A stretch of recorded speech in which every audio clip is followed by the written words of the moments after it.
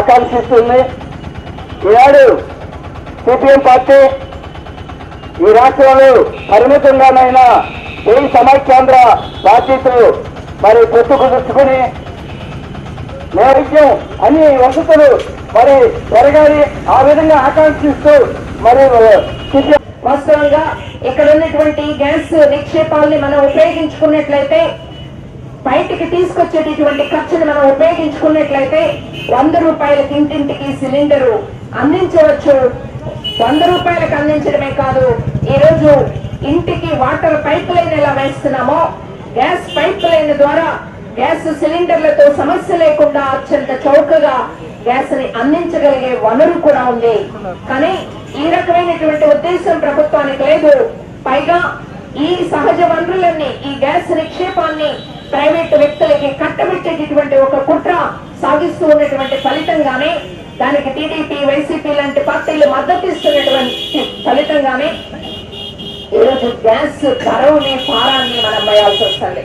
సదర్లా ఒక్క గ్యాస్ సంగతి కాదు, డీజిల్ రేట్లు పెరుగుతూ ఉన్నాయి, పెట్రోల్ రేట్లు పెరుగుతూ ఉన్నాయి, గ్యాస్ డీజిల్ బొగ్గు వీటి మీద ఆధారపడినటువంటి కరెంటు ఛార్జీలు కూడా పెరుగుతూ ఉన్నాయి. ఈ రోజు కరెంట్ అనేది బొగ్గు అనేది అన్నింటికి అవసరమైనటువంటి దాన్ని నియంత్రిత ధరలు అంటే ఆ వస్తువు తయారు కావడానికి ఆ వస్తువు వెలికి తీయడానికి ఎంత ఖర్చు అవుతుందో అంత ఖర్చు మీద అమ్మించాల్సినటువంటి బాధ్యత ఉన్నటువంటి ప్రభుత్వం ఆ ధరల్ని నియంత్రించేది.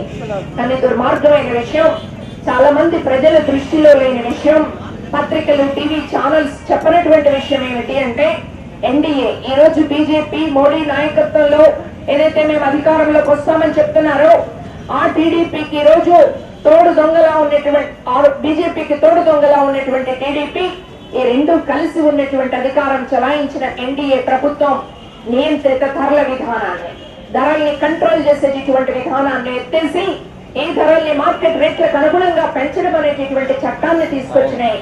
ఆ చట్టాన్ని ఉపయోగించుకుని కాంగ్రెస్ పార్టీ ఇవాళ అమెరికాలో ఉన్న రేటు ప్రకారమట ఆంధ్ర రాష్ట్రంలో కూడా గ్యాస్ అమ్ముతారట, ఆంధ్ర రాష్ట్రంలో కూడా పెట్రోల్ అమ్ముతారట. అమెరికాలో ఉన్న ఆదాయమో ఆంధ్ర రాష్ట్రంలో కూడా ఉందాయా?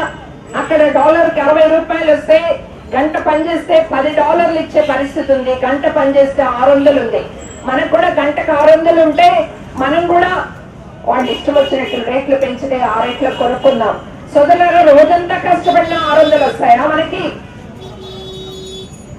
ఈ రోజు సాధారణమైన ప్రజానీకం రోజువారీ పని దొరక్క వెతుక్కునేటటువంటి పరిస్థితుల్లో ఉన్నారు.